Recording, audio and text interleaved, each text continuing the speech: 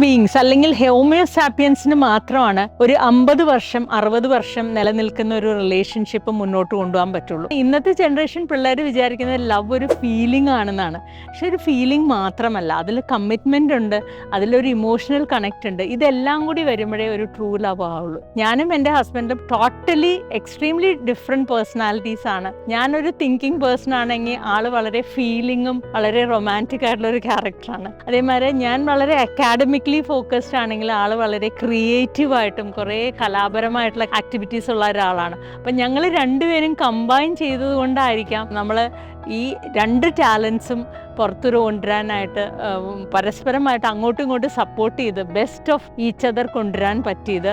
നമ്മുടെ best in each other bring out ചെയ്യാൻ പറ്റുന്നതാണ് ഒരു സ്റ്റേബിൾ റിലേഷൻഷിപ്പ് എന്ന് ഞാൻ വിശ്വസിക്കുന്നു. ആക്ച്വലി പറഞ്ഞാൽ നമ്മുടെ ഹ്യൂമൻ ഹാൻഡ് ആണ് ഏറ്റവും ഇവോൾവ് ആയിട്ടുള്ള ഹ്യൂമൻ ഹാൻഡ്. ഇതിൽ തമ്പാണോ വലുത് ഇൻഡെക്സ് ഫിംഗർ ആണോ വലുതെന്ന് ചോദിച്ചാൽ ആക്ച്വലി നമ്മൾ അനാറ്റമി പഠിക്കുമ്പോൾ മനസ്സിലാവും തമ്പും ഇൻഡെക്സ് ഫിംഗറും സെയിം ലെങ്ത്താണ്. ഞാൻ പറഞ്ഞു വന്നത് ഇതിൽ മെയിലാണോ വലിയത് ഫീമെയിൽ ആണോ വലുതെന്ന് ഒരു പ്രസക്തിയില്ല. നമ്മുടെ കോംപ്ലിമെൻറ്റാരിറ്റി, നമുക്ക് ഏറ്റവും കൂടുതൽ ആക്ടിവിറ്റീസ് ചെയ്യാൻ പറ്റുന്ന ഒരു ഹ്യൂമൻ ഹാൻഡിനാണ്. നമുക്ക് പെയിൻറ്റ് ചെയ്യാൻ പറ്റും, നമുക്ക് പ്ലെയിൻ ഓടിക്കാൻ പറ്റും, സർജറി ചെയ്യാൻ പറ്റും.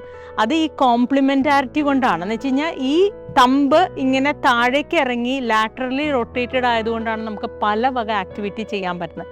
അതേമാതിരി തന്നെയാണ് ഒരു മാൻ വുമൺ റിലേഷൻഷിപ്പ്.